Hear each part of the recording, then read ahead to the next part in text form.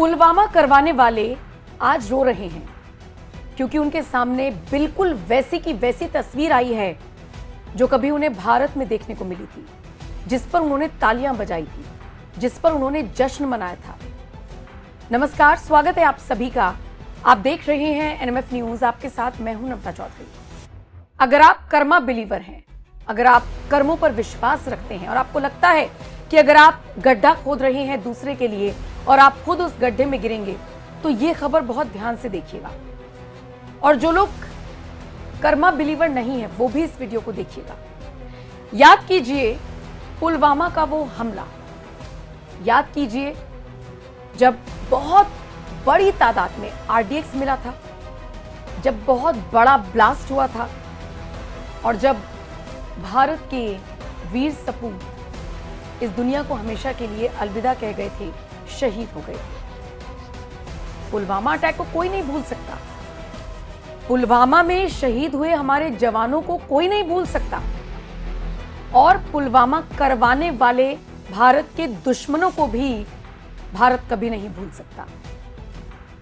आज मैं आपको एक खबर बताती हूं और इसीलिए मैंने शुरुआत में कहा कि पुलवामा करवाने वाले आज खुद रो रहे हैं। जानते हैं बलूचिस्तान में पाकिस्तान के लिए कैसे सुरक्षा एक बड़ी चिंता का विषय बनता जा रहा है, कैसे पाकिस्तानी फौज बलूचिस्तान वाले इलाके में जाने से कतराने लगी है, कैसे वहां पर जितनी भी चेकपोस्ट बने हुए हैं, पुलिस चौकियां हैं, उन सबको बीएलए के लड़ाके उड़ा रही हैं। क्या आप जानते हैं बलूचिस्तान के लड़ाकों ने एक ऐसी बस को निशाना बनाया है जिसमें 45 पाकिस्तानी फौजी सवार थे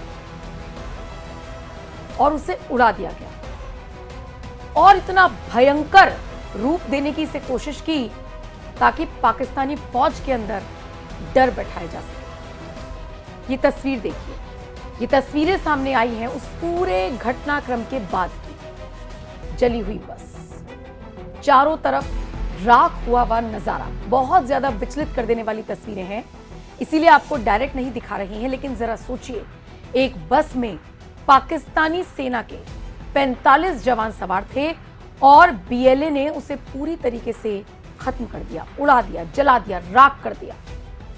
बीएलए के प्रवक्ता जियंत बलोच ने बाकायदा एक बयान जारी किया है जिसमें उन्होंने कहा है कि इस हमले को संगठन की फतेह स्क्वाड ने अंजाम दिया।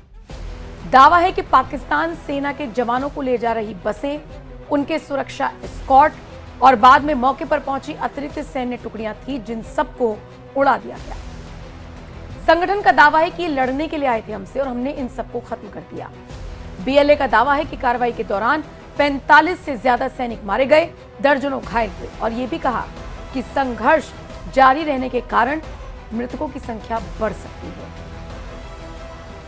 बीएलए ने कहा है कि हम अभी विस्तृत जानकारी साझा करेंगे, लेकिन उससे पहले बलोच आर्मी ने पाकिस्तानी सेना पर जिस तरीके से ये बड़ा हमला किया, बस को बम से उड़ा दिया, 45 सैनिकों की मौत हो गई, सोशल मीडिया पर हर तरफ इसी के चर्चे हैं। बलोच लिबरेशन आर्मी ने दावा किया है कि उसने बलूचिस्तान के मस्तूंग में पाकिस्तानी सेना के काफिले पर बड़ा हमला किया जिसमें 45 सैनिकों को मार गिराया। बलूचिस्तान वाले जो बलोच हैं वो अपनी आजादी के लिए लड़ रहे हैं और अब से नहीं, लंबे वक्त से लड़ रहे हैं। पहले उन्होंने दुनिया के कई देशों की तरफ गुहार लगाई, उम्मीद भरी निगाहों से देखा, लेकिन जब लगा कि कोई डायरेक्ट मदद के लिए नहीं आ रहा है तो फिर वो मैदान जंग में उतर गए। अब उनके लिए करो या मरो वाली स्थिति है। पाकिस्तानी फौज को वो आने नहीं देते अपने इलाके में, चौकियां उड़ा रहे हैं, चेकपोस्ट उड़ा रहे हैं। उनका कहना है कि घोषित करो आजाद हम सबको, और आज नहीं तो कल, नहीं तो 10 दिन बाद, नहीं तो 1 साल बाद आप ये बात मानकर चलिए कि बीएलए जिस तरीके से लड़ रहा है, कभी पूरी की पूरी ट्रेन हाईजैक करना, कभी सोचिए पाकिस्तानी जो रेंजर्स हैं उनके मुख्यालय में घुसकर हमला कर देना।